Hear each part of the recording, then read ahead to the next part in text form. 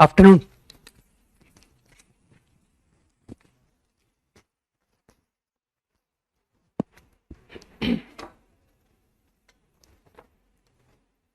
Discuss क्या करना है? Determinant exercise. कौन सी एक्सरसाइज है पहले ये बताओ।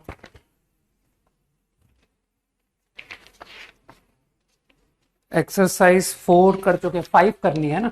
हाँ, 1 का बी, 1 का बी याद है? ये जो एक्सप्रेशन है b minus c whole square, c minus a whole square, d minus b whole square. किसी को याद आया कि सर ये सीक्वेंस हॉलन-नाइट है ना? सीक्वेंस का हॉलन-नाइट में ये प्रॉब्लम था कि प्रूव करो this is equal to a minus d का होल स्क्वायर। याद आया? मैंने कहा था ना हॉलन-नाइट प्रिलिप्को से क्वेश्चंस आते हैं, तो उसके आगे से कंटिन्यू करते हैं ना कि ये क्वेश्चन एक्सरसाइज 6 आई थिंक में प्रूव हो चुका है कि if ABCD are in GP, तो ये जो स्क्वायर्स का सम लिखा हुआ है ये a माइनस डी का होल स्क्वायर डन इन हॉलन-नाइट। ठीक है ना?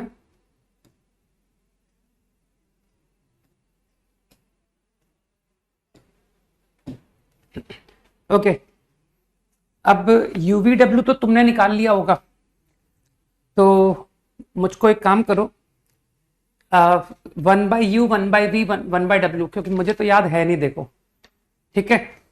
वो डिटर्मिनेंट के तुमने UVW सॉल्व कर लिए होंगे, तो कोई वैल्यू अगर बताए तो मैं लिखूं यहां पर। ठीक, बताओ भाई क्या आता है? 1/U plus -9/10 -9/10 x square plus x, और U plus V plus W guarantee 2 आया होगा, है ना? कि sir U plus V plus W 2 आता है। वेरी गुड, ये हो गया। ठीक है, गुड।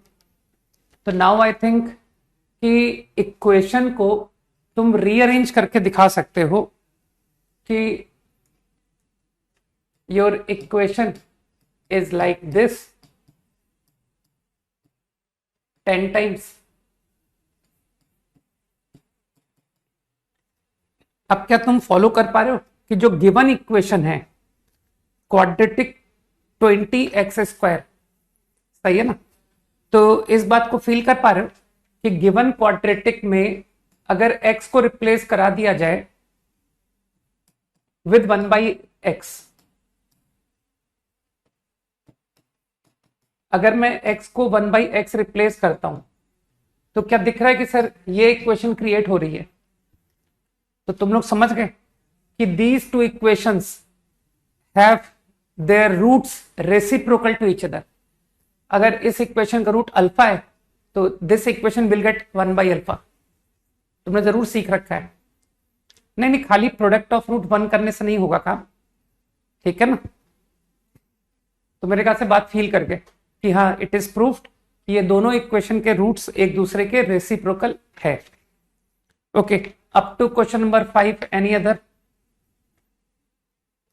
मेरे ख्याल से नहीं। 5 तो हम पहले भी कर चुके हैं यार, ठीक है? क्लास में रहा करो तो क्वेश्चन तुमसे बनेंगे, ठीक?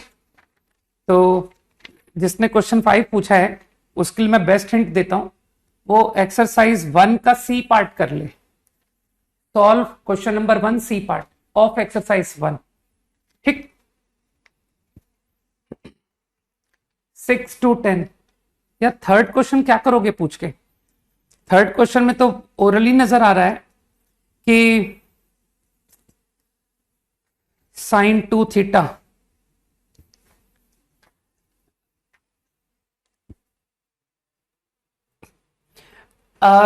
R1 plus R2 plus R3 की फीलिंग आ रही है। Sine theta plus 2π/3 plus sine theta minus 2π/3 जोड़ना तुमको अपने आप दिखेगा कि ये माइनस साइन थीटा आ जाता है। तो बस मेरा इतना क्लू बहुत है, R1 पर ट्रांसफॉर्मेशन लगा दो, R1 प्लस 2 प्लस 3, इससे एक लाइन में प्रॉब्लम खत्म। 6 to 10, 8 and 10, 6 तो रहने दो खैर, 8 and 10। अरे 10th क्लास का क्वेश्चन है, 8 के लिए तो तुमको वापस 10th क्लास में फिर से जाना पड़ेगा, ठीक है ना? जाके एनसीईआरटी 8 की पढ़ो पहले। 7th क्वेश्चन किसी को ध्यान है? ये क्वेश्चन मैंने क्लास में कराया था और इससे मच डिफिकल्ट क्वेश्चन था वो, that was ax minus b y minus c z.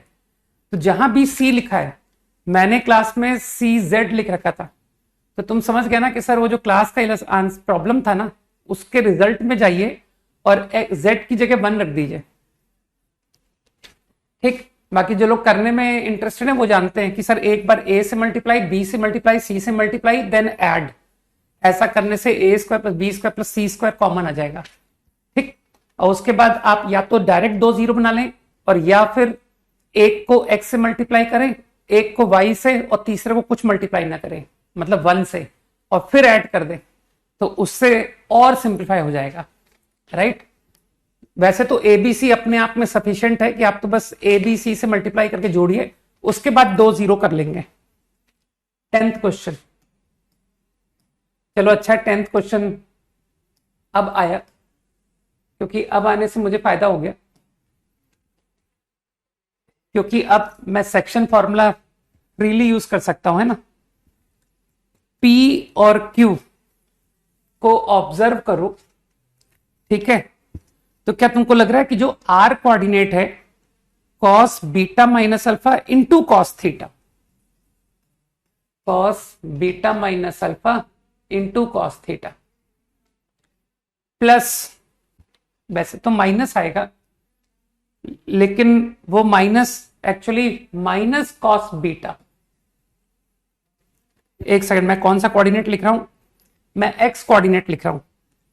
तो कॉस बीटा माइनस अल्फा को मल्टीप्लाई किया कॉस थीटा से, और इधर माइनस साइन, सेक्शन फॉर्मूला लगा रहा हूं मैं, minus sign beta minus alpha को मल्टीप्लाई किया मैंने साइन थीटा से।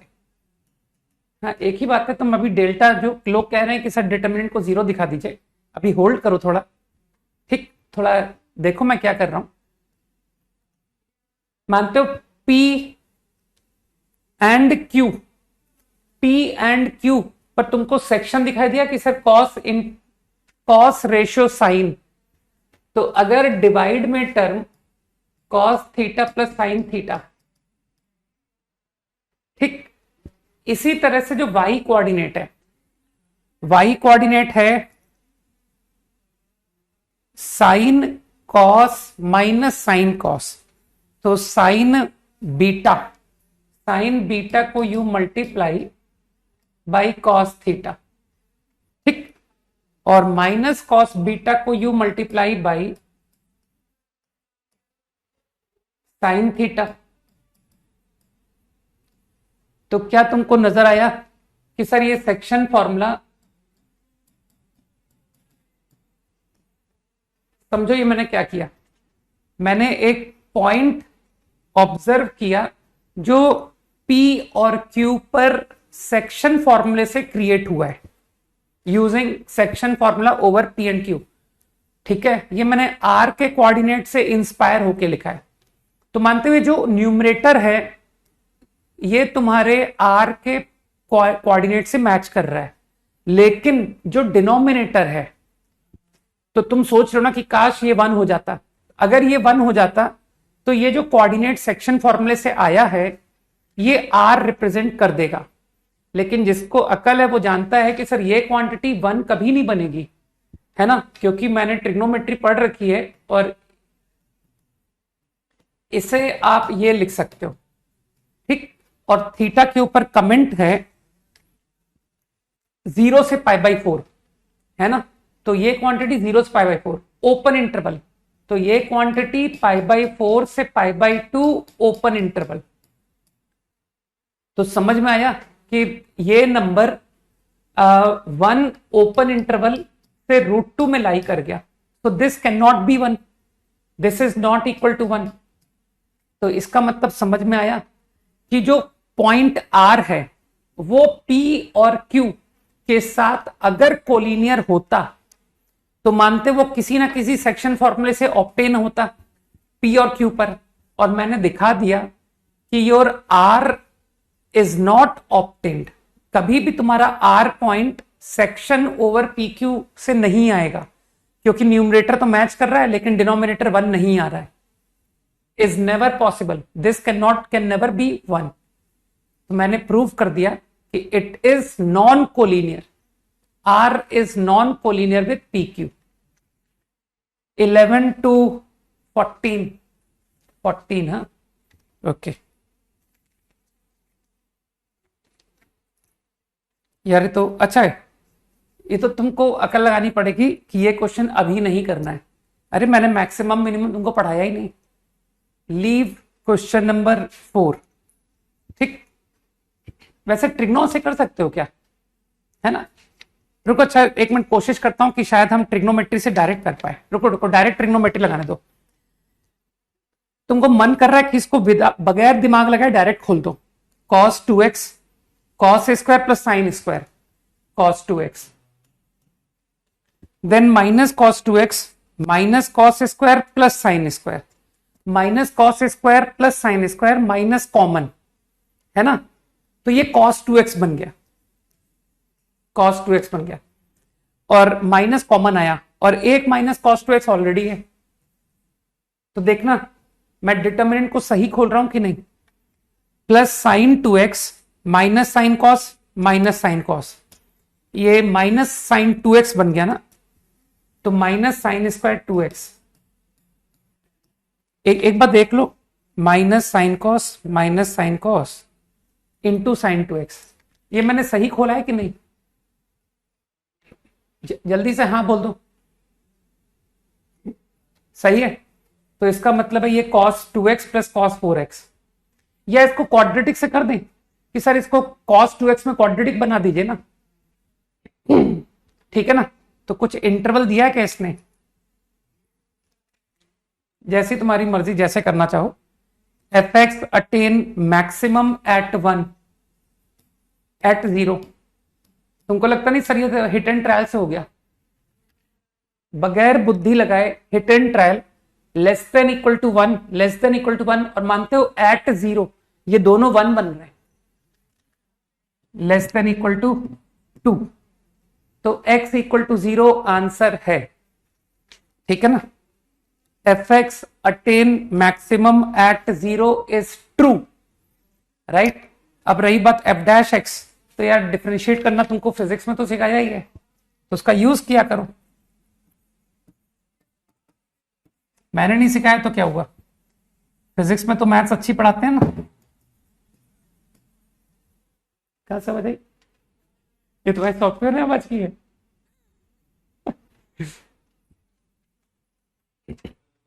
ठीक है,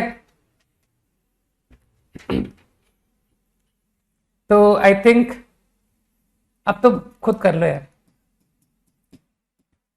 साइन 2x कॉमन निकल रहा है, मामूली सी ट्रिग्नोमेट्री तुम लगा लो कि सर हम आगे अब हम निपटा लेंगे इसको, ठीक।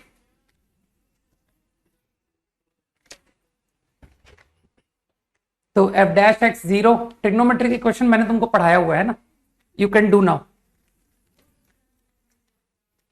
एक्सरसाइज नंबर 3,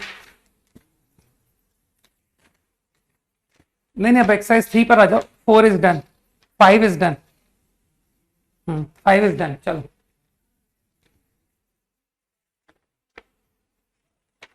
वन टू 5, नहीं आज मुझे ध्यान है, आज मैंने कहा था डिटरमिनेंट की 3 खत्म करने को, कुछ लोगों को याद होगा। 3 नहीं दिया था, ओनली 5। चलो ठीक है, ठीक है, नेक्स्ट क्लास है ना।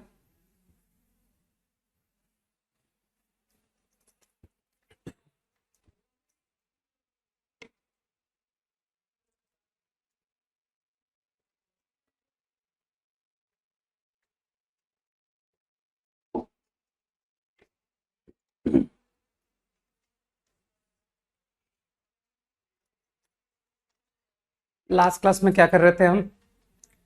कुछ स्ट्रेट लाइन की फॉर्म्स बताई थी, है ना? ठीक है, डिटर्मिनेंट एंड एवरीथिंग, राइट?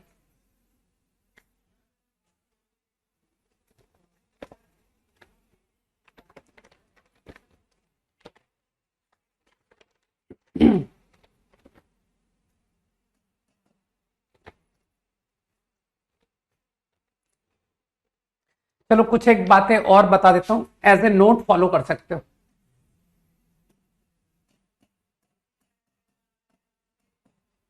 ठीक है, कुछ छोटे छोटे से note you can follow. Line having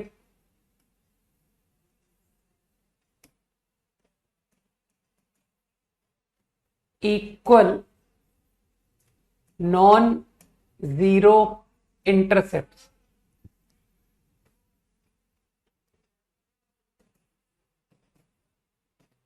on coordinate axis.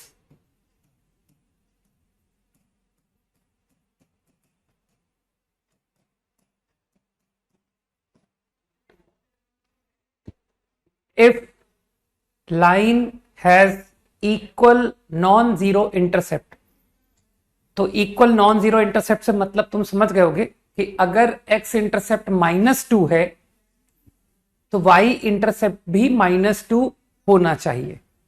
यही मतलब हुआ ना कि सर x इंटरसेप्ट -2 तो y intercept also -2, like this.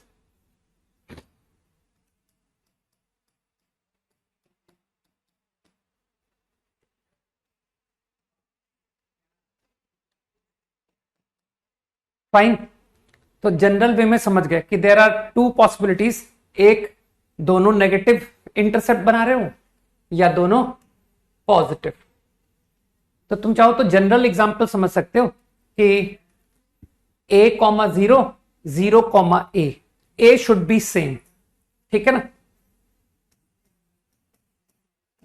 Doesn't matter कि a पॉजिटिव है या a नेगेटिव है। तो क्या तुम स्लोप देख सकते हो? तो तुम या तो ज्योमेट्री से देख लो या फॉर्मूले से देख लो, a -0 अपॉन 0 - a, सही है। और लोग तो ज्योमेट्री से भी देख सकते हैं कि सर ये लेंथ और ये लेंथ बराबर है तो ये 45 डिग्री है, तो स्लोप tan 45 थोड़ी हुआ, स्लोप तो tan 135 हुआ, है ना? तो this implies slope of line should be -1। तो I will directly apply in problems. अगर कभी उसने कहा कि लाइन का इंटरसेप्ट इक्वल है, ठीक है, नॉन जीरो इक्वल इंटरसेप्ट है, तो फिर मैं डायरेक्ट यूज करूंगा कि slope has to be -1।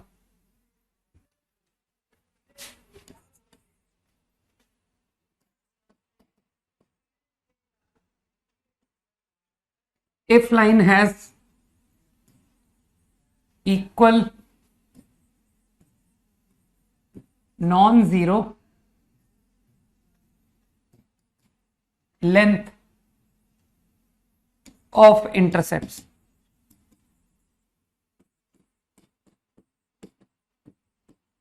on coordinate axis,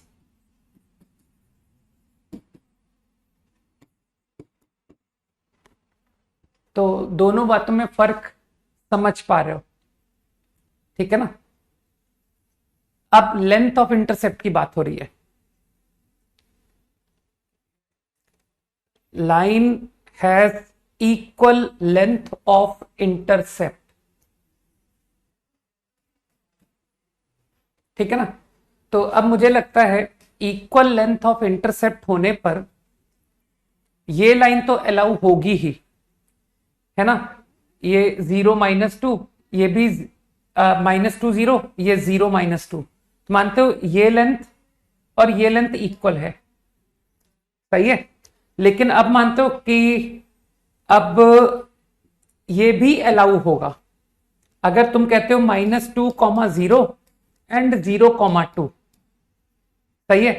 मानते हो ये भी लेंथ ऑफ इंटरसेप्ट इक्वल जाएगा।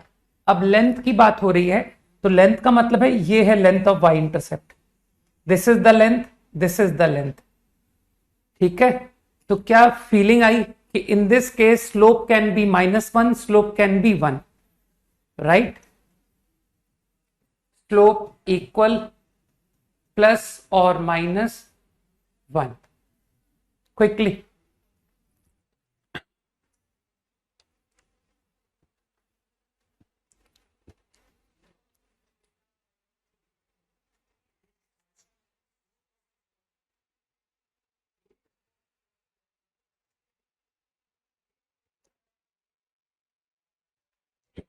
आगे जो भी चैप्टर्स में स्ट्रेट लाइन की जरूरत पड़ेगी तब तुमको ये सारी कुछ भी बातें बताई नहीं जाएंगी, ठीक है?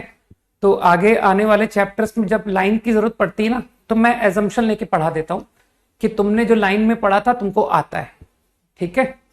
तो बार बार मैं बातों को रिपीट नहीं करता हूं, ध्यान रखना। तो when you do tangent and normal, है ना, तो लाइन में जो बातें बताई गई हैं they will be directly applied there.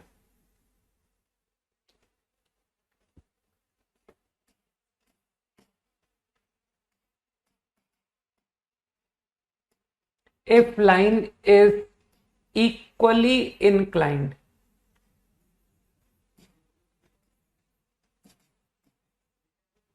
with both the axes,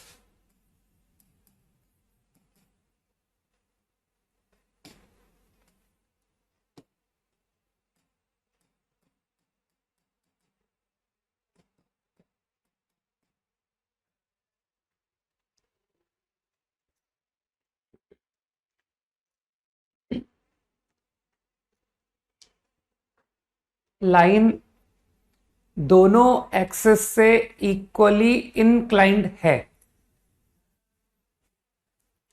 तो इक्वली इंक्लाइंड से क्या मतलब होता है? मानते हो अगर मैं दो लाइन के बीच के एंगल की बात करूं तो तुमको देखना हमेशा दो आंसर नजर आएंगे कि सर ये एक्स एक्सिस है, ये लाइन है, ठीक है? मैं इंक्लिनेशन की बात नहीं कर रहा हूं। I am not asking you inclination of line, I am asking you angle which line make with x axis. तो तुमको लगता नहीं कि तुम दो आंसर दे सकते हो, एक ही आंसर एक ही आंसर, ठीक है ना? लाइन का एक्स एक्सिस से एंगल, तो तुमको दो संभव आंसर लग रहे होंगे कि सर थीटा आंसर लिखूं या पाई माइनस थीटा, ठीक? तो यूजुअली लोगों की हैबिट होती है एक्यूट एंगल आंसर करने की, ठीक? तो अगर मैं कह रहा हूं कि line is equally inclined with both, मतलब तो तुम ऐसे सोचो कि लाइन का जो स्मॉलर एंगल है विद एक्स और लाइन का जो स्मॉलर एंगल है with y, that should be the same. X के साथ एंगल स्मॉलर एंगल और वाई के साथ स्मॉलर एंगल। तो देखना तुमको पॉसिबिलिटी नजर आएगा कि सर ये एक संभव आंसर है। देखिए वाई के साथ जो स्मॉलर एंगल है वो ये बना है ना कि ये तो बड़ा एंगल है। और इसी तरह से एक्स के साथ स्मॉलर एंगल वो ये बना। तो अगर ये दोनों इक्वल है, if two angles are equal, तो क्या तुमको दिख रहा है कि सर इस केस में लाइन का स्लोप 1 हो गया क्योंकि ये राइट आइसोसेल्स ट्राइंगल दिख रहा है। This is 45, this also is 45 क्योंकि ये 90 है, ठीक? हो सकता है कि तुम कहो कि सर ये भी एक पॉसिबल आंसर है। Line like this, smaller angle with y axis will be this angle, smaller angle with x axis will be this angle। तो अगेन आई एम इंटरेस्टेड कि इसका जो भी स्मॉलर एंगल है with x with y that should be the same. तो both the angles are equal.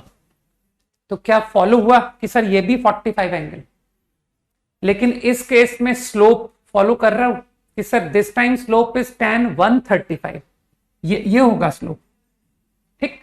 तो now I can again observe कि equally inclined with coordinate का मतलब है slope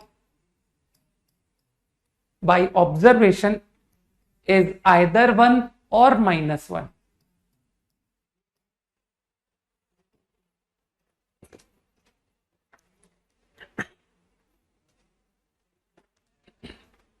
quickly.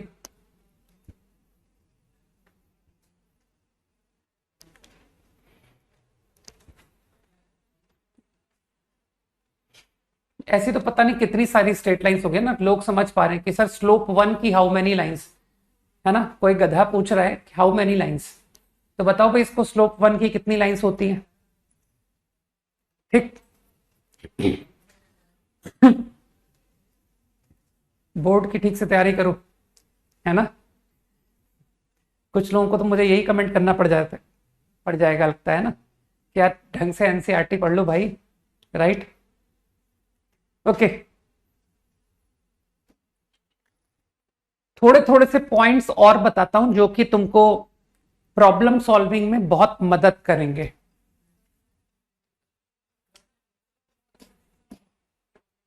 To lines parallel, lines L1 is parallel to L2, ठीक है। तो क्या ऑब्जर्व कर पा रहे हो, अगर दो लाइन पैरेलल है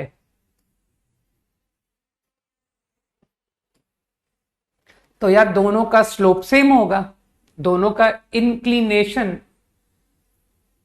सेम होगा। पैरेलल लाइंस इमेजिन करो, तो मैं स्लोप को m1 और m2 बोल रहा हूं, स्लोप्स, तो m1 is equals to m2। ठीक, अब एक इंटरेस्टिंग बात और बताता हूं। समटाइम्स तुमको एक लाइन मैंने दे दी, मान लो, तो मेरा क्वेश्चन क्या है सुनना, I am interested to write a line which is parallel to 3x minus 2y equal to 4. I want to write a line parallel to this. ठीक, तो इतना तो क्लियर हुआ ना कि there will be infinite such lines. एक given line को parallel line there will exist infinite. ठीक, तो मुझे सिर्फ और सिर्फ इंफॉर्मेशन जो है वो है स्लोप की, कि सर आई नो स्लोप। ठीक, तो तुम एक काम करो, अगर तुमको लाइन पैरेलल टू दिस चाहिए तो why don't you keep coefficient of x and coefficient of y the same. क्योंकि लोगों को पता है कि सर स्लोप का फॉर्मूला आपने सिखाया था कि collect terms one side and minus coefficient of x upon coefficient of y is the formula. तो मानते हो इस लाइन का स्लोप है 3/2, सही कहा मैंने, minus coefficient of x upon coefficient of y। और ये जो मैंने इक्वेशन लिखी है, डोंट यू थिंक कि sir this also get the slope 3/2। तो अगर कभी भी मुझे एक लाइन की पैरेलल लाइन लिखनी होगी तो तुम समझ पा रहे हो कि सर x और y के कोएफिशिएंट को सेम रख करके बस कांस्टेंट को आप चेंज कराते रहो। ये constant can take all real values, तो you will get all possible lines which are parallel to given line. सही, अब इसी तरह से लाइन परपेंडिकुलर की बात करते हैं।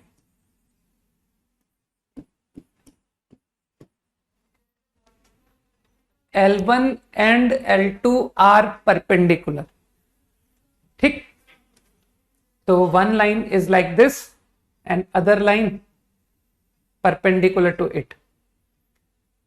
तो तुमको तो मामूली से ज्योमेट्री का तो फीलिंग है ही कि सर एक लाइन का इंक्लिनेशन है थीटा, तो अगली लाइन का जो इंक्लिनेशन है, ये मैंने एक्स एक्सिस बना दिया, तो एक्सटीरियर एंगल की मदद से 90 plus theta,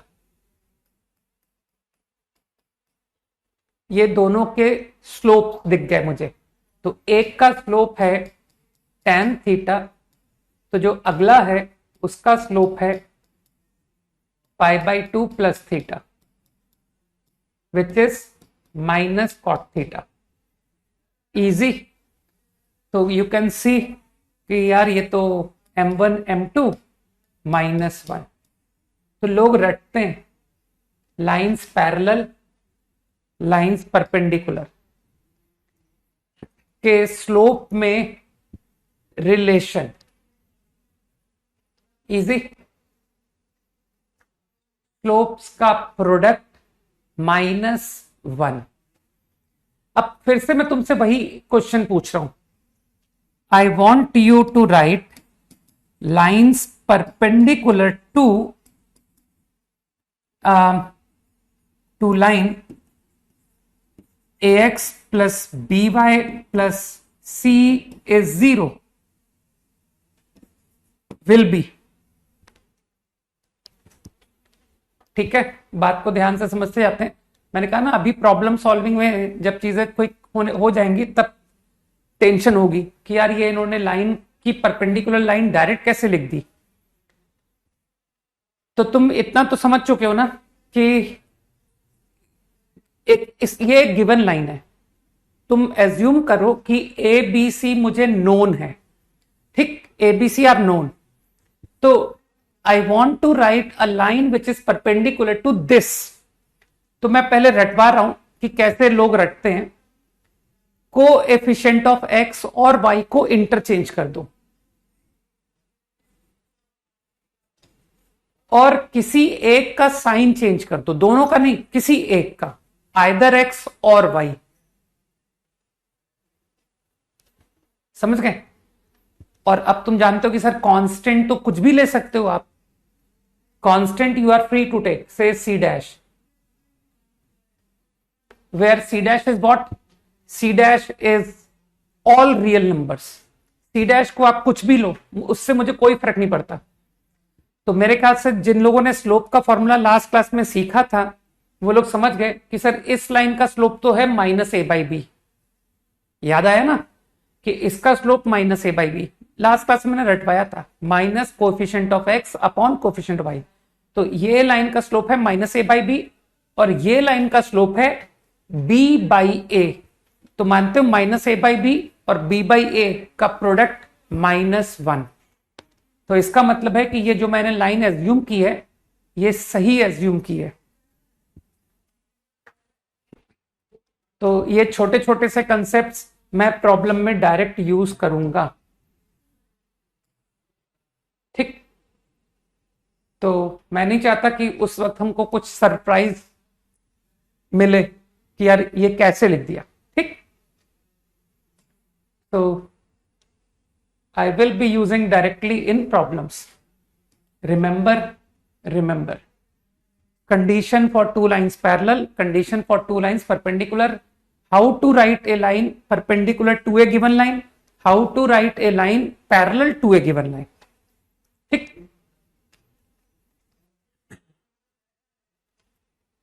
quickly.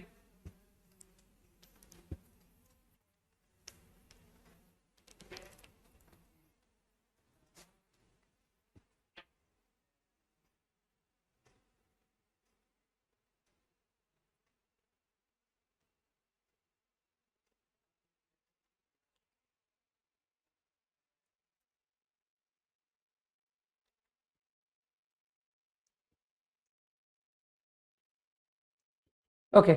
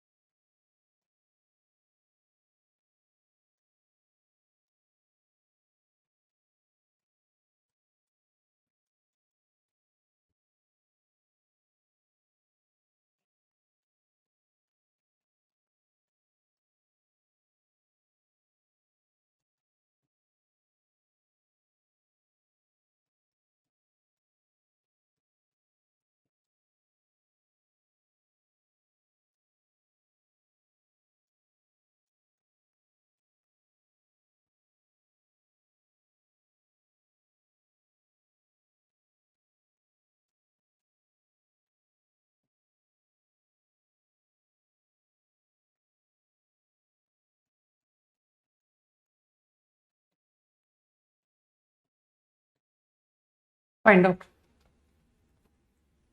10 seconds more to copy.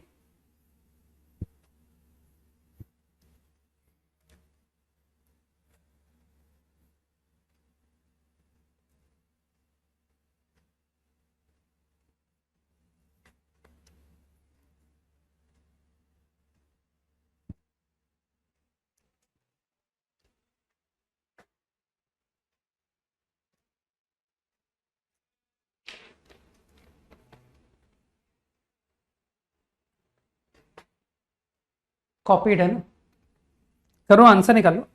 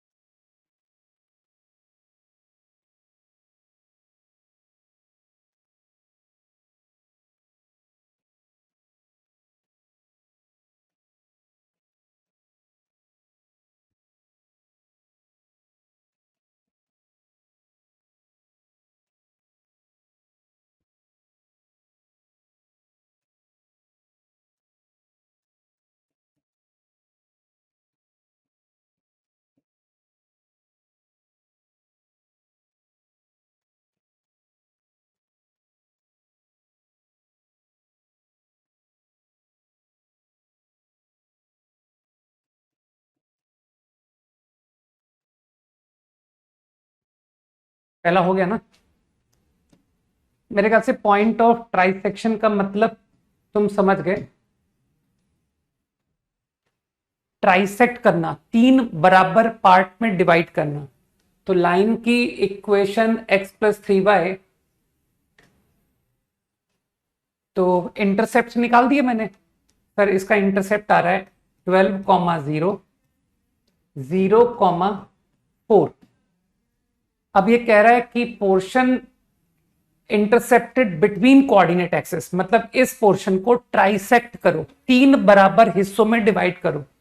तो एक हिस्सा है ना, ये रेशियो सोच पा रहे हो कि सर ये 1:2 रेशियो हो गया. तो इंटरनल रेशियो से ये कोऑर्डिनेट निकाल दूं, P पॉइंट. तो 1 × 12, 2 × 0, 1 × 12 अपॉन 1+2. तो दिस इज 4. मेरी कैलकुलेशन सही है ना.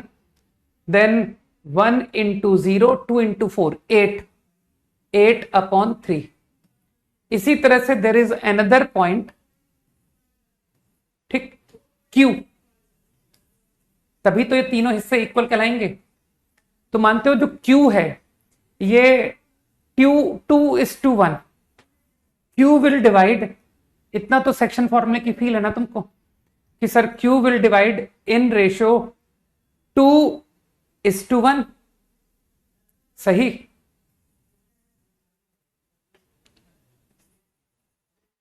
अरे Q ये था यार, चलो कोई नहीं.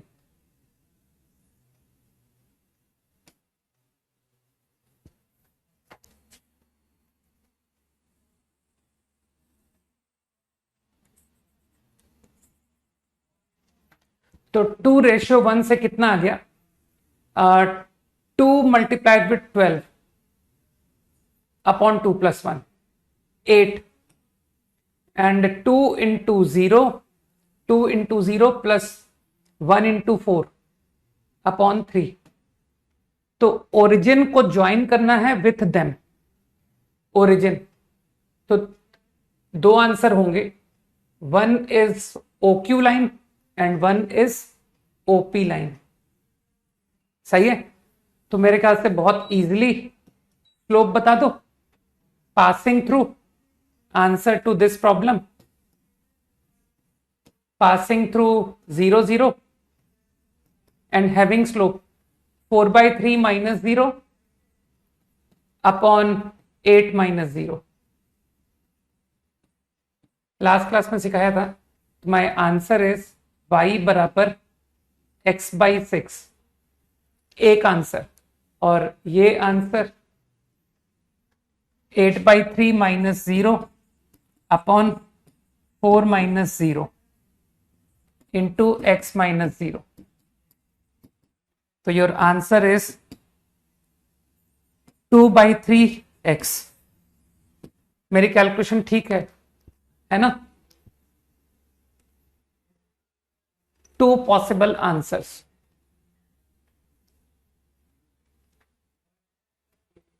डन। अगला, ज्यादा टफ सवालों के जवाब देना थोड़ा मुश्किल होता है ना, कि लाइन की इक्वेशन नोन है और उसके इंटरसेप्ट कैसे निकालते हैं, टू डिफिकल्ट है ना। वो एक्स एक्सिस को कहां कट कर रही है उसको निकालना एक असंभव प्रोसेस है, और इसी तरह से लाइन कहां वाई एक्सिस को कट कर रही है उसे भी निकालना, वो तो और भी असंभव है ना।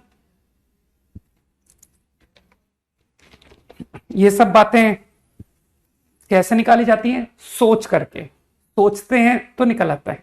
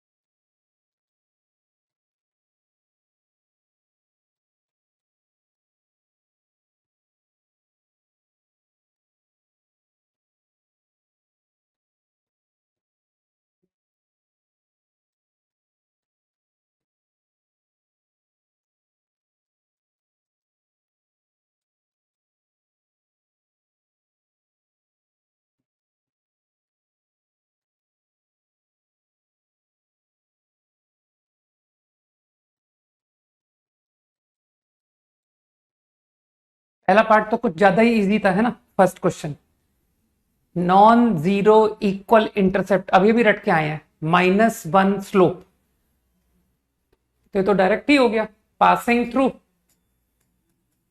2,5 हैविंग स्लोप -1। ठीक है ना, single answer, x plus y is 7।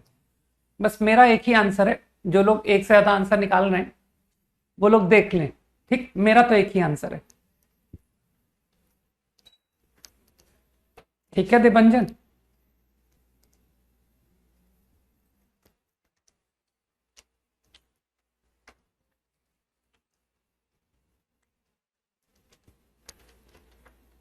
अभी अभी पढ़ाया था, मतलब इतनी छोटी बुद्धि अपने पास कैसे हो सकती है कि अभी अभी बताई चीज और अभी तुरंत ही भूल गए।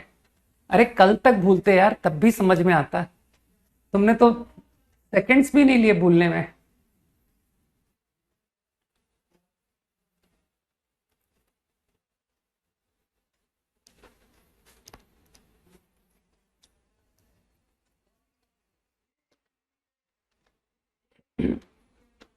कॉपीड।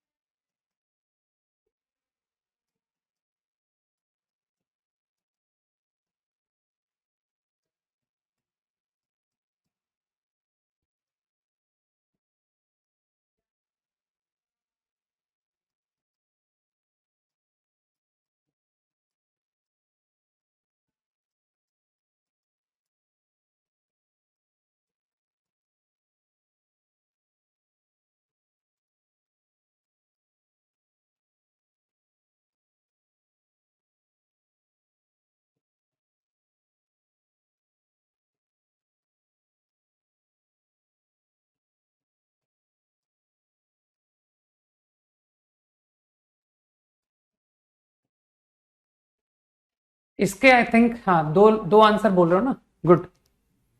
क्योंकि समझ पा रहे हो कि सर आपने इसमें बताया तो है नहीं कि 15 डिग्री रोटेट कैसा, एंटी क्लॉकवाइज क्लॉकवाइज, ये तो बताया ही नहीं है ना। तो इसलिए नेक्स्ट प्रॉब्लम के दो आंसर्स होंगे, तो 1,0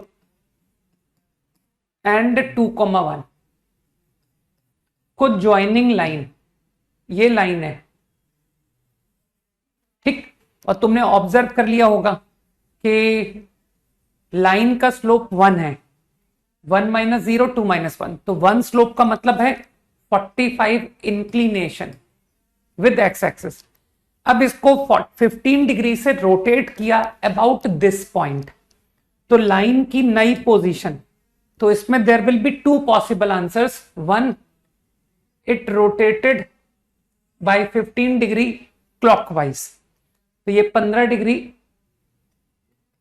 या फिर it is rotated 15 degree anti clockwise. ठीक, तो there are two possible answers, feel कर पा रहे हो ना।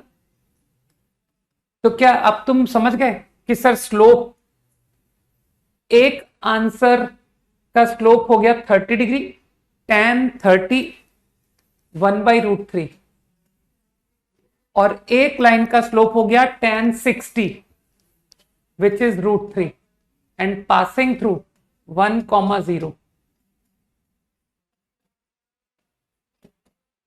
मैच कर लो, सभी का आंसर आना चाहिए, है ना। अभी लग रहा होगा कि बहुत लल्लू चैप्टर है, ठीक, बिल्कुल लल्लू ही है, चिंता मत करो, ठीक।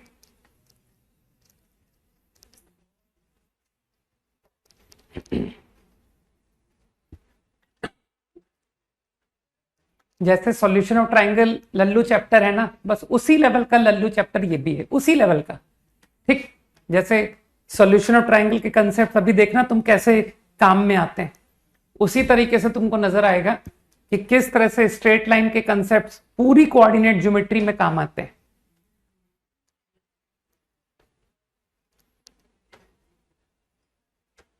Next question.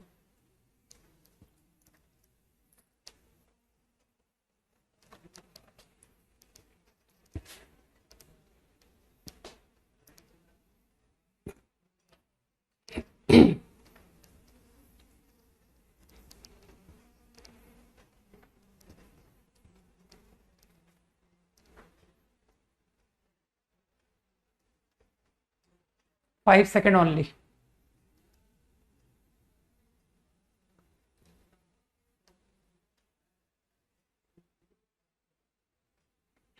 ओके,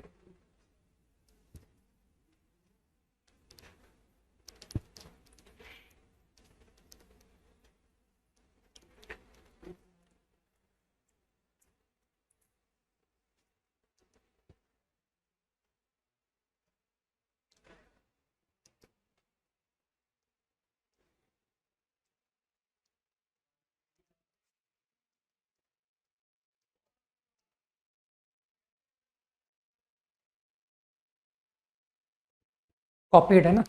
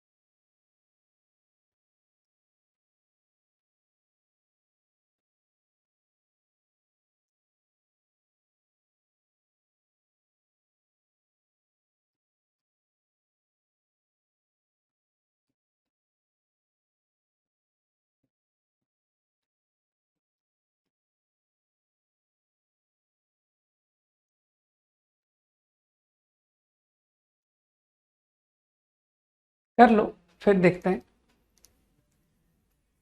आंसर बता रहे हो? आई थिंक आंसर गलत बता रहे हो, गलत आंसर बता रहे हो। इतनी जल्दी कैसे आंसर कर देते हो अनुषा? क्वेश्चन को समझा था तुमने? क्वेश्चन को करने में थोड़ा तो समय लगेगा ना। भविष्य मिस्टेक है।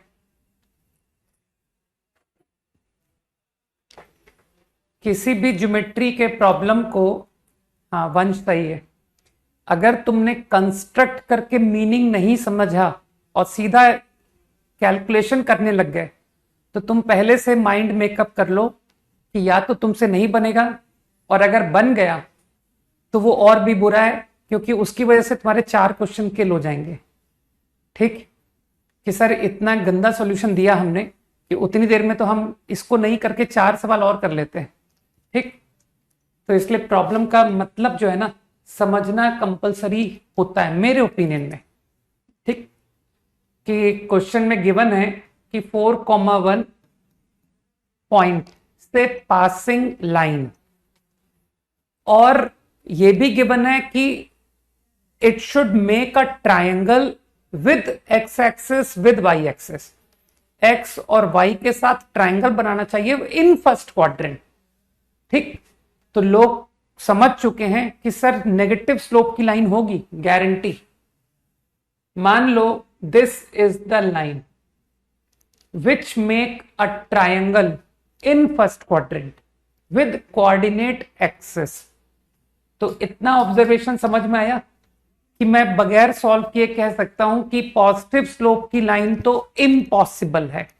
चाहो तो करके देख लो कि सर मैं तो पॉजिटिव स्लोप की लाइन ले रहा था, लेकिन इसने तो यार एक्स और वाई के साथ ट्रायंगल फर्स्ट क्वाड्रेंट पे बनाया ही नहीं। ये देखो ट्रायंगल कहां बना रहा है, यहां बना रहा है कि सर ये रहा ट्रायंगल विद कोऑर्डिनेट एक्सिस। सही है ना? तो इसका मतलब ये पॉजिटिव स्लोप इम्पॉसिबल। ठीक, अब तुम्हारी मर्जी है कि तुम कैसे करते हो। मुझे तो मन कर रहा है इंटरसेप्ट फॉर्म में जाने का। यार लेट ए, मुझे पहले से क्लियर है कि ए एक पॉजिटिव क्वांटिटी है। लेट बी, ठीक, तो मानते हो एक तो मुझे ट्राइंगल का एरिया दिया गया है, हाफ ए बी इज 8, तो ए बी बराबर 16। सही। और एक रिलेशन मुझे और पता है, तुमको मन नहीं कर रहा कि सर लाइन की इक्वेशन इंटरसेप्ट फॉर्म से लिख लो। This line is x by a, y by b is 1। अब तुमको मन नहीं कर रहा है कि सर 1,4,1 को इसमें पुट करा दीजिए। 4 by a plus 1 by b is 1। अब मेरे ख्याल से थॉट काम कर रहा होगा। टू इक्वेशन टू अननोन, है ना? ये तो 10th क्लास का क्वेश्चन आ गया। टू इक्वेशन टू अननोन, तो अब तुम मैनिपुलेशन कैसे भी करो कि यार हटाओ मैं बी को रिप्लेस कर रहा हूं। 4 by a 1 by b is a by 16। अब तो कैलकुलेशन करो भाई।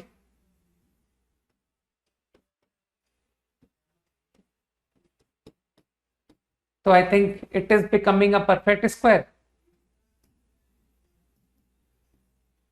तो a is coming to be 8, and if a is 8, so you got the value of b also. b is 2. तो बस your final answer, x calculation कैसे भी कर सकते हो, डिफरेंट डिफरेंट अप्रोच हो सकते हैं, इज द राइट आंसर, है ना? 4x sorry x plus 4y is 8। आसान है ना? हो सकता है तुम्हारे में से कुछ लोग कहें कि सर मैंने तो सिंगल वेरिएबल से क्वेश्चन किया है, आपने दो दो वेरिएबल इन्वॉल्व किए हैं, ए और बी। और तुम में से कोई कह सकता है कि I involve only one variable which is m, slope m. तो वैसे भी कर सकते हो कि why not you go like this. थोड़ी सी जगह क्रिएट कर लेता हूं, है ना? Passing through having slope. पहले से ध्यान रखना कि मुझको पहले से पता है कि m नेगेटिव है, सही है ना। तो तुम कह सकते हो कि sir let us obtain this coordinate. तो x इंटरसेप्ट y0 पुट करके 4 - 1/m। मेरी कैलकुलेशन जब गलत हो जाए तो बता देना, ठीक है। This is the intercept. Now this intercept put x0, you get 1 - 4m। तो तुम देख पा रहे हो कि सर ये दोनों पॉजिटिव वैल्यू है, this length into this length, ये लेंथ के बराबर ही तो है क्योंकि ये एक पॉजिटिव नंबर है। तो half into base into height 4m - 1 upon m into this is 8। ऐसे भी कर सकते हो, ये भी अच्छा सॉल्यूशन है। तुम लोग के स्कूल की कैलकुलेशन तो बहुत जबरदस्त है ही कि सर आपको पता है मैं आपको गणित सिखाता हूं, है ना, आपकी कैलकुलेशन सुधारते हैं। चलो, तो 4m - 1 होल स्क्वायर को इधर ले आया, प्लस 16m इज 0। और फिर तुम लोग अपने स्कूल के स्किल्स से बताना कि सर देखिए ये पता है, आपको पता है ये स्कूल में फॉर्मूला आपने सीखा है कभी, a - b whole square plus 4ab लिखा हुआ है ये, तो that is a plus b whole square. तो देखो तुम लोग अगर रेगुलर रहते स्कूल में, अगर अच्छे से मन लगा के पढ़ते, तो तुम लोग की कैलकुलेशन कितनी जबरदस्त होती, सोचो। ये सब स्कूल में सिखाया जाता है ना। तो I think here also I got -1/4। Slope is -1/4। What do you right in bracket? जो भी लिखा है सही लिखा है यार, कैलकुलेशन में क्या तुम्हारी मदद करूंगा मैं, सब कुछ सामने है, सब सामने है तुम्हारे, है ना। यू हैव टू अंडरस्टैंड कि ये सब कैसे लिखा गया है, ठीक है ना। मैंने तो हाफ बेस हाइट निकाल दी करेक्टली, सब सामने ही तो है। ये कोऑर्डिनेट, ये कोऑर्डिनेट, ये लाइन, कहाँ गई लाइन, ये रही लाइन, सब सब निकाला हुआ तो है। कुछ अपने आप थोड़ी आया है, कोई कटिंग भी नहीं की मैंने, कहाँ कुछ काट पीट ही नहीं की, है ना। मैं तो बेचारा 7th 8th क्लास की गणित लगाता रह गया, ये तो 7th 8th में पढ़ाया जाता है। खत्म हो गया क्वेश्चन। चलो नेक्स्ट।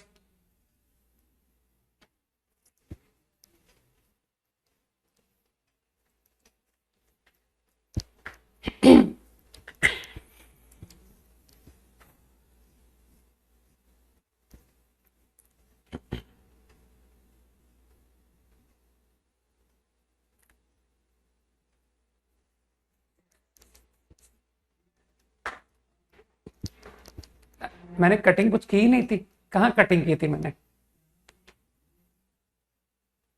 नेक्स्ट प्रूफ करना है तुमको।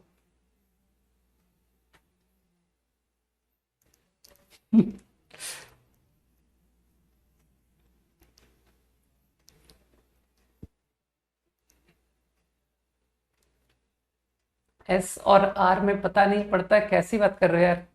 ये देख, ये आर है, इतना तो साफ है, ये एस है, एस ऐसा होता है, आर ऐसा होता है, देखो कितना फर्क है। See the difference, how S look like, है ना, कैसा लगता है, देखो ये एस ये आर, कितना फर्क है दोनों में।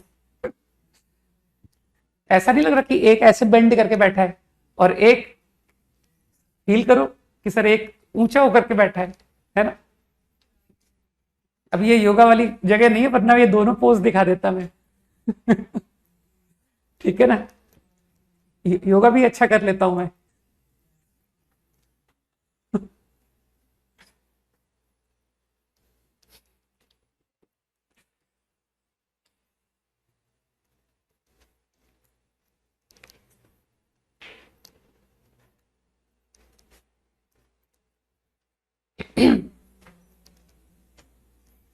हम्म, करो करो क्वेश्चन करो।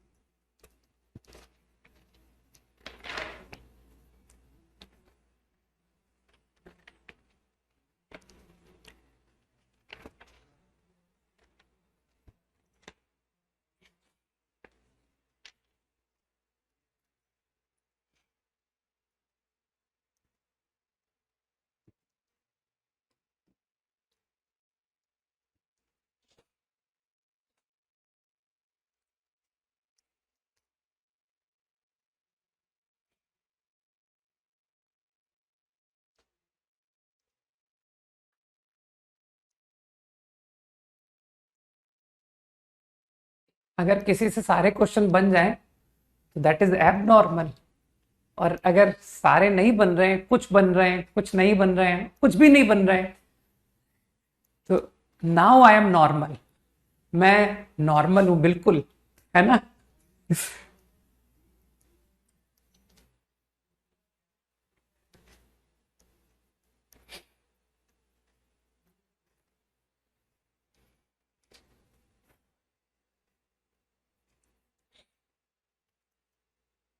क्वेश्चन में इंफॉर्मेशन तो समझ ही चुके हो ना, coordinates of A B C known है, और ए का एक्सटर्नल एंगल बाइसेक्टर प्रूव करना है, निकालना भी नहीं है, प्रूव करना है।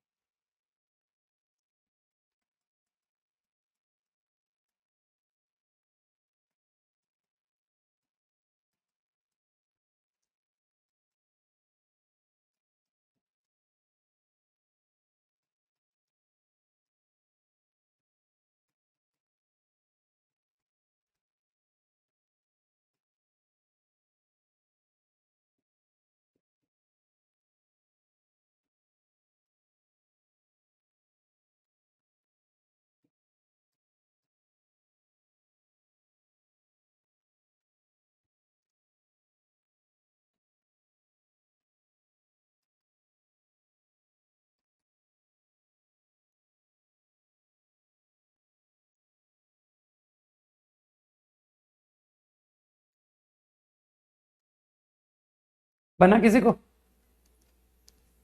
हाँ, तो सब लोग खुश होना सीखो, ठीक है ना।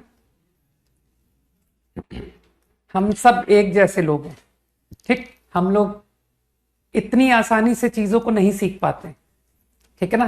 हम लोग जो है उस कैटेगरी में आते हैं जो after doing a lot of practice तब जाकर के एक्सीलेंट हो पाते हैं, ठीक। और जो एक्सेप्शनल लोग होते हैं, ठीक, वो एक्चुअली डे वन से सब लगाने लग जाते हैं। उनको जरा सा बताओ और वो इतना सारा करके दिखा देते हैं कि यार अब आप बस थोड़ा सा पढ़ा दो, उसके बाद वो सारा कुछ अपने आप कर लेते हैं।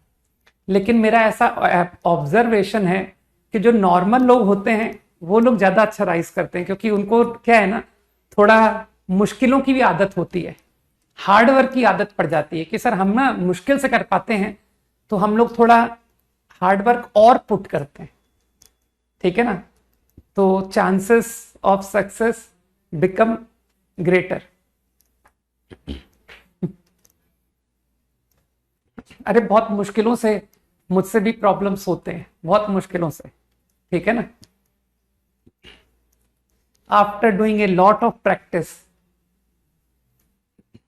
ठीक।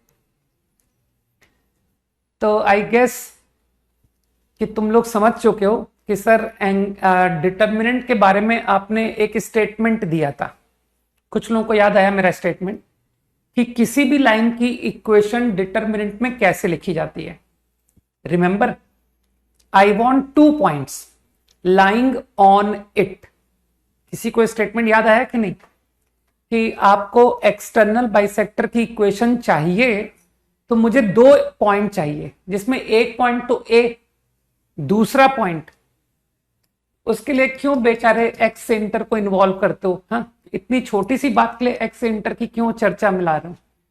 तुमको ये भी तो मालूम होगा कि ए का external bisector divide the opposite side in the ratio of side containing the angle, तो सी रेशियो बी, है ना।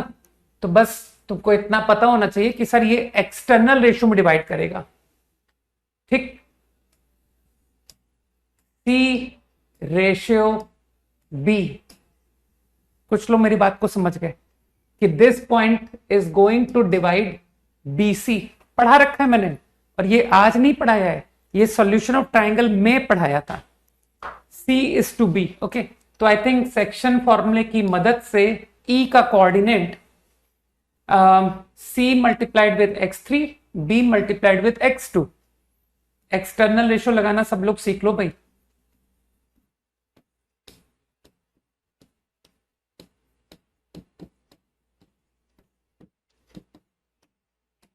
बस एज रिक्वायर्ड मुझे 2 पॉइंट मिल गए lying on external bisector. Now I am directly going to write its equation in determinant x y1 that coordinate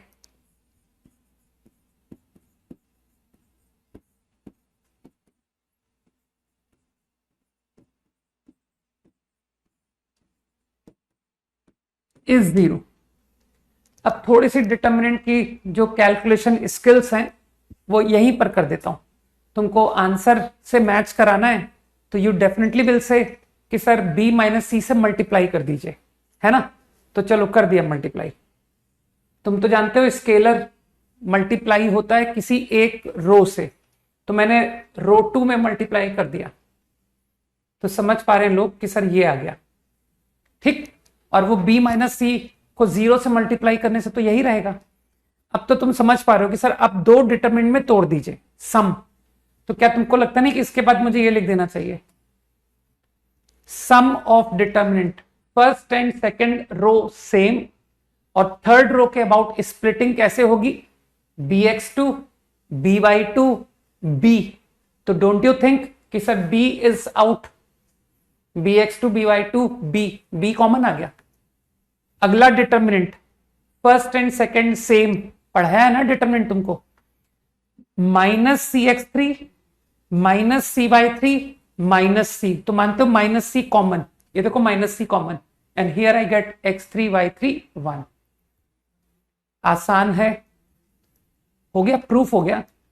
your equation of external angle bisector will be this 10 seconds।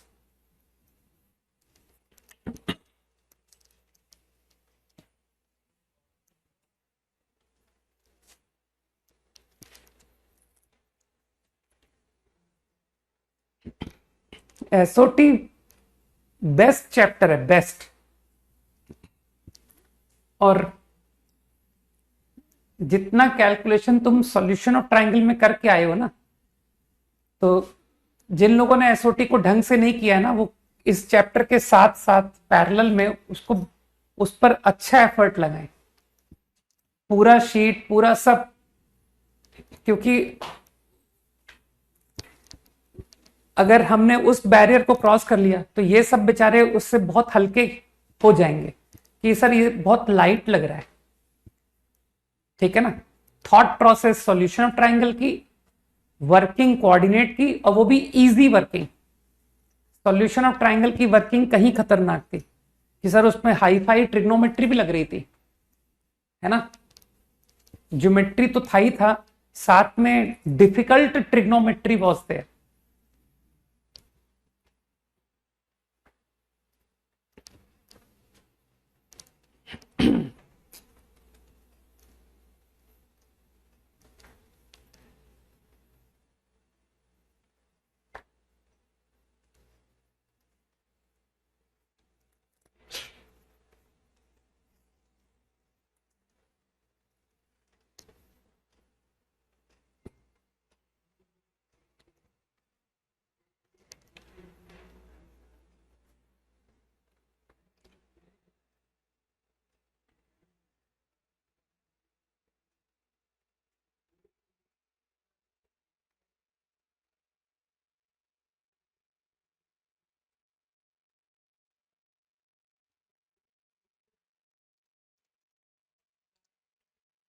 अरे इस question को ज्यादा hi fi मत बनाओ, ठीक है।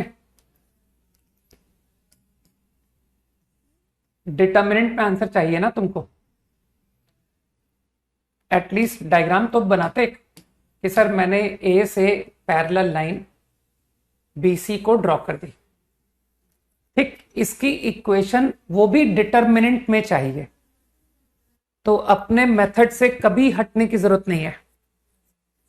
ठीक है, कि मैं तो वही करूंगा जो मुझे बताया गया है कि how to write line parallel in determinant. तो उसके लिए तुम्हारा आइडिया तुमको पता है कि नहीं, कि सर मैं कुछ भी करके ये लाइन पर एक पॉइंट ढूंढूंगा, मुझे इस लाइन पर लाई करने वाला कोई एक कोऑर्डिनेट दे दो, फिर मैं आपको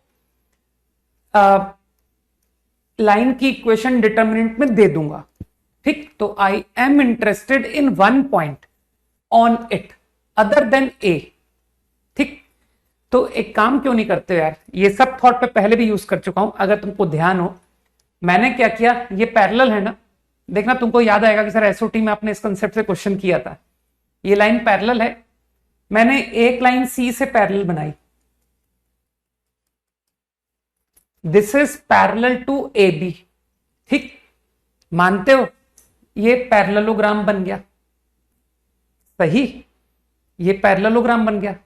तो क्या तुमको लगता नहीं कि सर ये कोऑर्डिनेट बहुत आसानी से निकाला जा सकता है यूजिंग डायगोनल्स बाइसेक्ट। ध्यान करो, मैं आइडिया पहले भी यूज कर चुका हूं, कोई भी बात मैं पहली बार थोड़ी करता हूं। ठीक है, बस वो एक बार यूज हो गया उसके बाद तो रिपीटिशन मिलना शुरू हो जाता है। तो अब तो तुम समझ रहे हो कि सर डायगोनल्स बाइसेक्ट से ओरली करो इसको, एक्स वाई मन में पढ़ते हुए x प्लस एक्स टू, अरे बाई टू काट दिया यार मैंने, x1 plus x three, so x1 plus x three minus x two. कुछ लोग समझ गए मेरी बात को, है ना, comma same y1 plus y three by two, y plus y two by two, two cancel, so here is y1 plus y three minus y two. बस मेरे ख्याल से जिस बात में मैं इंटरेस्टेड था वो ऑब्टेन हो गया। तो your answer to line in determinant form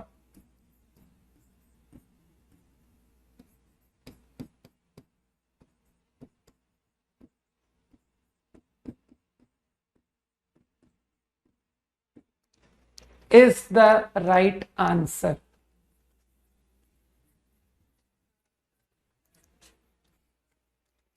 ठीक है,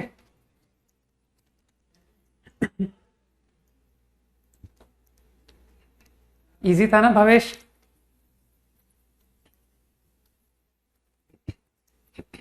लगे रहो, कभी ना कभी तो क्वेश्चन बनेंगे ही, है ना।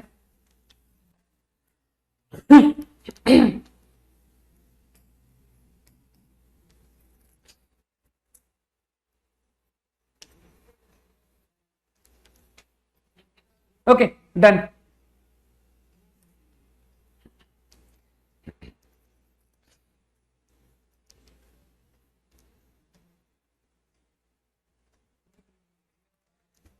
चलो एक स्ट्रेट लाइन की एक लास्ट फॉर्म और डिस्कस करते हैं, इससे तुम्हारे सारे फॉर्म स्ट्रेट लाइन के कंप्लीट हो जाएंगे।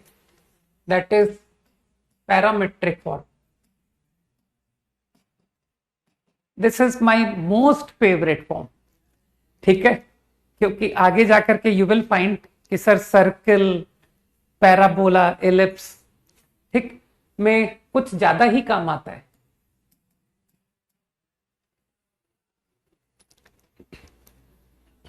चलो let us see how to express line in parametric form.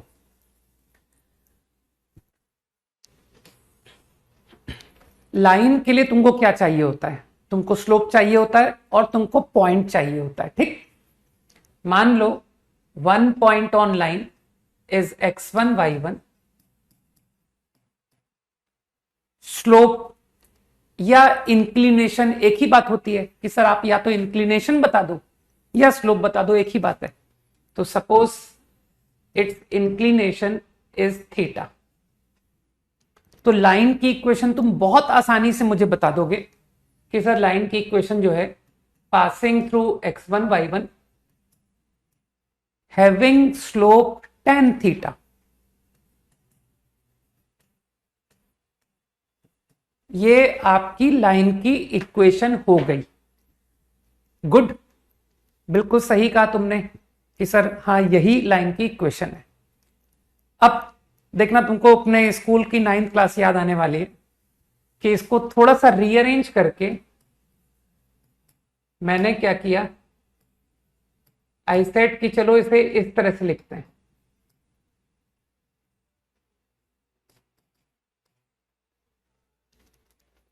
लिख सकता हूं कि नहीं? Your equation by rearrangement can write like this. अब तुमको अपने 9th क्लास के सर याद आएंगे कि यार वो 9th क्लास में सर जब रेशो पढ़ा रहे थे तो कहते थे कि जब भी a by b equal to c by d लिखे तो बराबर कुछ लिख लिया करो, के। तुम्हारे सर ने कहा होगा ना इसको के लिख दिया करो, ठीक है ना। रेशो एंड प्रपोर्शन में लोगों की हैबिट होती है ना कि रेशो को फट से कुछ बोल देते हैं, राइट। तो यार मैं, तुम्हारे सर ने के कहा होगा लेकिन मैं उसको आर कह रहा हूं, तो बुरा मत मानना है ना कि यार हमारे सर ने गलत पढ़ा दिया, इक्वल टू के पढ़ाया जबकि वो तो इक्वल टू आर होता है। ठीक है, no worry. Now what about r? Don't you think कि sir r is capable of all values? R को आप ऑल रियल वैल्यूज देते जाओ। अब बात की थोड़ी गहराई को समझना, ठीक। ये जो तुमने आर लिखा है, अगर मैं इसको कभी कहूं कि let r equal to 2, let r equal to -1, let r equal to 5, let r equal to 1/7, let r equal to 1/π, r equal to cube root 2, तो क्या तुमको फील हो रहा है? आर को डिफरेंट डिफरेंट वैल्यू देते जाओ, आपको इस लाइन का हर एक पॉइंट के कोऑर्डिनेट मिलते जाएंगे। बोलो हाँ। कि if I keep on assigning values to r तो आपका एक्स निकल आएगा, सम फिक्स वैल्यू। फिर मैंने आर को दूसरी वैल्यू दी, you will get something else, some other value of x y. लेकिन वो एक्स वाई क्या है? वो एक्स वाई इस लाइन का पॉइंट है, ठीक। तो x is equals to by rearrangement x1 plus r cos theta. अरे बताया तो था कि r और s ऐसा होता है और r ऐसा होता है, ठीक है। तो तुम लोग इस भेद को पहले मिटाओ, है ना। ओके, ये अपने आप में चैलेंज है नहीं।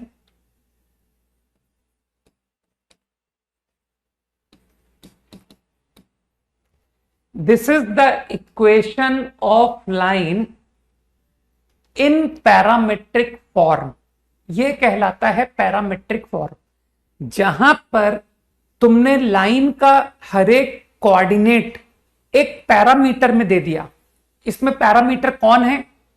पैरामीटर वो है जो वेरी हो रहा है। Theta is not varying. समझ पा रहे हो कि sir theta is a fix value, x1 is a fix value. तो पैरामीटर कौन है जो अपनी वैल्यू चेंज कर सकता है? That is r। r is the parameter.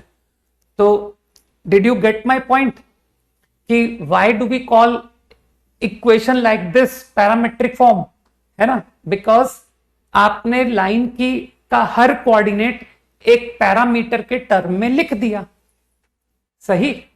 So this is what is called parametric form.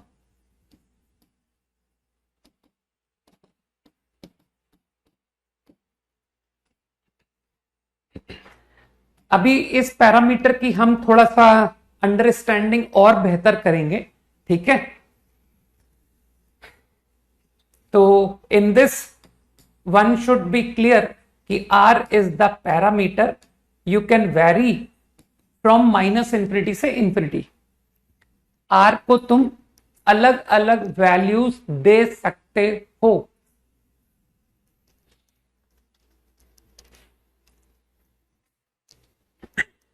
सही है ना।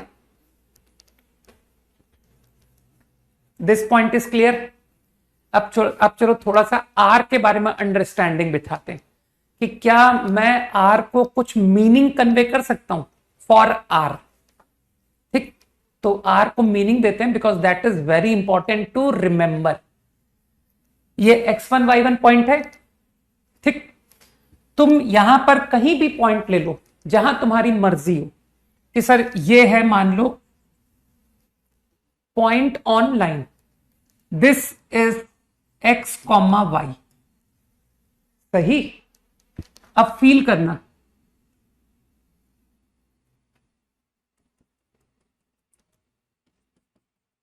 Parallel to y axis, parallel to x axis, y minus y1, तुम तो जानते हो कि ये डिस्टेंस y माइनस y1 होगा कि y1 माइनस y होगा। जो पॉइंट ऊपर होता है ना उसका y बड़ा होता है। इसी तरह से what is this length is x minus x1। तो क्या तुमको फील हो रहा है कि sir this quantity is r cos theta, theta तो ये एंगल है क्योंकि ये लाइन एक्स एक्सिस की पैरेलल है। तो क्या तुमको मन में क्लिक किया कि सर आर पैरामीटर जो है वो एक्चुअली ये डिस्टेंस है। तो आर का मीनिंग को रट लेते हैं, आगे के लिए ध्यान रखना। R is what, distance with, अभी मैं साइन कन्वेंशन बताऊंगा तुमको, ठीक है। चलो अच्छा एक काम करते हैं, मॉड आर बता देता हूं।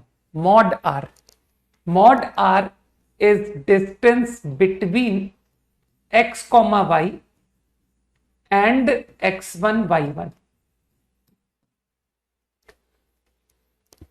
तो ये जो पैरामेट्रिक फॉर्म का जो पैरामीटर है ना आर, ध्यान से सुनना क्योंकि मैंने कहा ना ये मोस्ट इंपॉर्टेंट फॉर्म है, आगे जाकर के सबसे ज्यादा काम ये आएगी, ठीक है। तो इसलिए इस पर कमांड होना बहुत जरूरी है कि ये जो पैरामेट्रिक फॉर्म का जो आर होता है वो एक्चुअली जो पॉइंट है ना एक्स वाई, ये उस पॉइंट एक्स वाई का डिस्टेंस होता है, ठीक है। अब इसमें एक बात और भी इंपॉर्टेंट है, मैंने आर न्यूमेरिकली बता दिया, ठीक है, कि सारा आर न्यूमेरिकली डिस्टेंस के बराबर होता है, लेकिन मैंने ये क्लियर नहीं किया कि r equal to minus of distance होगा या r equal to plus of distance होगा। मॉड आर डिस्टेंस बोला है ना यार, तो mod r is 3, but it is not clear कि आर 3 है कि आर -3 है, ठीक। तो यहां पर मैं पहले रटवा देता हूं फिर तुमको एक्सप्लेन कर दूंगा। तो ये नोट में जाना चाहिए, आर इज पॉजिटिव, इसे कुछ नाम दे देते हैं, चलो अच्छा, इफ एक्स कॉमा वाई, नाम ही नहीं दिया, चलो, लाइज अबव x1 y1। अगर ये जो पॉइंट एक्स वाई है ये x1 y1 के ऊपर है तो r will be taken positive, ठीक, and r will be taken negative if it lies below.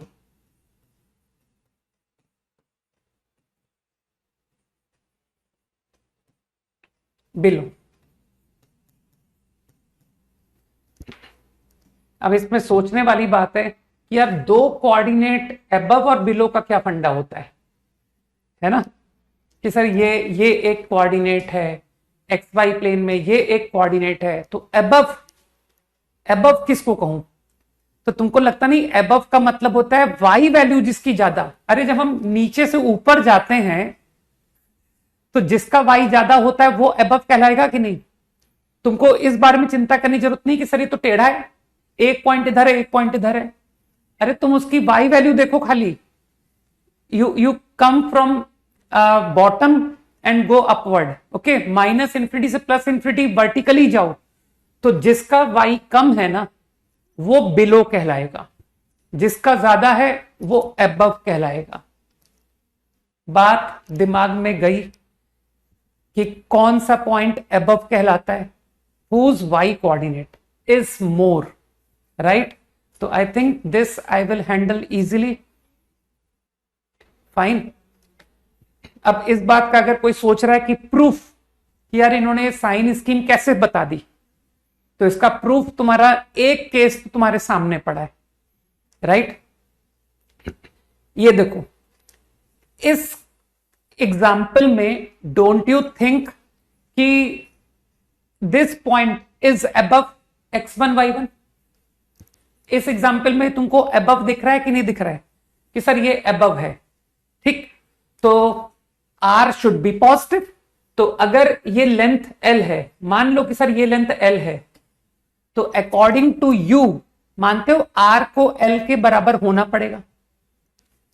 जैसा मैंने तुमको साइन स्कीम सिखाई है, न्यूमेरिकली r इस l के बराबर है, लेकिन r l है या r माइनस l है। तो तुम फील कर पा रहे हो कि sir in this case r should be equal to l, ठीक। जो कि तुम बहुत आराम से समझा सकते हो कि l ये आ गया राइट ट्रायंगल की मदद से l साइन थीटा, और ये आ गया l कॉस थीटा। तो मेरे ख्याल से तुम्हारे फॉर्मूले से क्लियर हो गया कि y1 plus l sine theta, x1 this is x minus x1, x1 plus l cos theta. तो दिख गया कि sir in this case your r is equal to l, सही।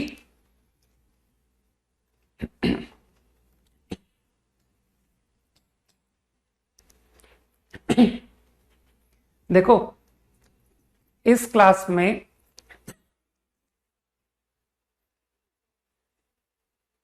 जो प्रॉब्लम टाइम में आंसर लिखते हैं और जब पढ़ाते समय जो लोग लिखते हैं वो नाम डिफरेंट होते हैं, ठीक है। कि सर जब आप क्वेश्चन देते हो और आंसर लिखना होता है, तो जो राइट आंसर जिनके आते हैं, those names are totally different from the names जो अपीयर होता है व्हेन आई टीच। जब मैं पढ़ा रहा होता हूं तो जो नाम मेरे सामने दिख रहे होते हैं उनसे बिल्कुल डिफरेंट होते हैं, ठीक है ना।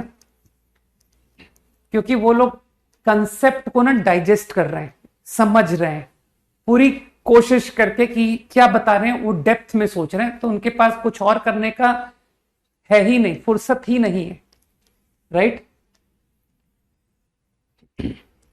नाउ अब मैं बात कर रहा हूं कि जो मैंने कंसेप्ट सिखाया दैट इज ऑलवेज वैलिड। कि r को हम पॉजिटिव कब लेते हैं, r को हम नेगेटिव कब लेते हैं। तो कोई दूसरा एग्जांपल ले लो कि मैंने एक्यूट एंगल की लाइन पे दिखाया। अब चलो ऑब्ट्यूज लेते हैं। ये रही ऑब्ट्यूज, ठीक। ये रहा थीटा, x1 y1 कहीं भी ले लो, ये x1 y1 है। अब मान लो कि तुम सोचते हो कि मुझे यहां पॉइंट लेना है, ये xy है, ठीक। तो मैं जस्ट तुमको ये प्रूव करने जा रहा हूं कि जो साइन कन्वेंशन हम सीख करके आए हैं दैट इज ऑलवेज वैलिड, ठीक। ये लेंथ l है, ध्यान रखना मैं कब लेंथ की बात कर रहा हूं, ये डिस्टेंस है बराबर l। तो अब जब मैं x लिखने जाऊंगा तो जो तुमने फॉर्मूला रटा है according to that x1 plus r cos theta है ना, ये मुझको प्रूव करना है ना। मानते हो यहां पर r1 should be taken with plus sign, because according to concept, जो कंसेप्ट सीखा है, पॉइंट इज अबव। तो तुम्हारे अकॉर्डिंग ये फॉर्मूला बनना चाहिए x1 plus L cos y1 plus L sine, ये फॉर्मूला बनना चाहिए। तो इसको हम प्रूव कर लेते हैं, देखें कि तुम्हारा साइन कन्वेंशन सही है कि नहीं सही है। तो तुम अपने फिर से तरीके से करो कि सर मैंने परपेंडिकुलर ड्रॉप किया, पैरेलल टू वाई एक्सिस कह सकते हो, parallel to x axis from x1 y1, ये 90 सही। ये एंगल पाई माइनस थीटा, एक राइट ट्रायंगल का एंगल नजर आ गया। ये लेंथ कितनी हुई, व्हाट इज दिस लेंथ। तो यू कैन इजिली से कि सर ये y माइनस y1 है। व्हाट इज दिस लेंथ, ये लेंथ कितनी है, तो तुम फिर इजिली कह दोगे कि सर x1 माइनस एक्स है ये, है ना, जो राइट में होता है उसका x बड़ा होता है। कुछ लोग अब तो समझ गए होंगे ना कि लेफ्ट से राइट में x बढ़ता है, x1 इज मोर। ठीक, अब अकॉर्डिंग टू दिस फिगर ये जो लेंथ है, ये लेंथ आ रही है l cos पाई माइनस थीटा।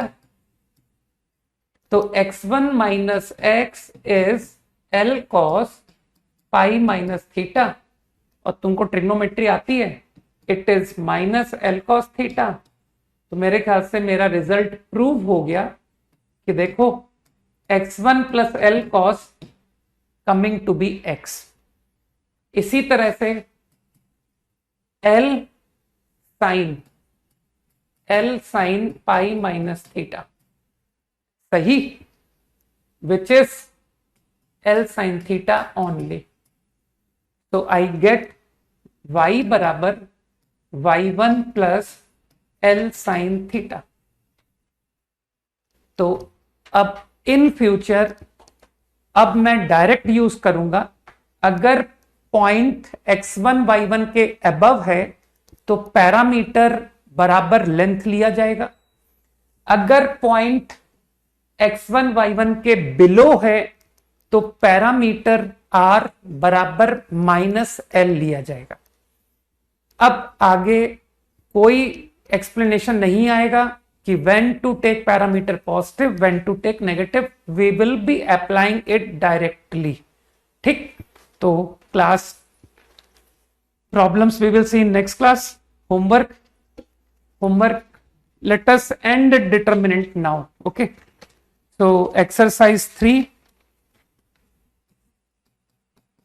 क्योंकि ये बहुत इजी है ना, अब तो तुमको कुछ दम लगेगा ही नहीं कि सर सब तो खत्म कर लिया हमने, अब एक्सरसाइज 3 में कहां टाइम लगेगा। तो अब तुम एक काम करो, पीटी बहुत ही लल्लू पीटी है, तो मैं एक काम करता हूं, मैं सारे डिस्कस ही नहीं करूंगा, हटाओ। I will only discuss PT3, that's it. PT2 and 1 you yourself do. Okay, कि सर थोड़ा सा होमवर्क हमारे लिए भी छोड़ दो, हम अपने आप ही देख लेंगे। ठीक, तो बस PT3 डिस्कशन करूंगा और डिटर्मिनेंट को एंड कर दूंगा। ठीक, चलो बाय, जय हिंद, ये कल का होमवर्क है। चलो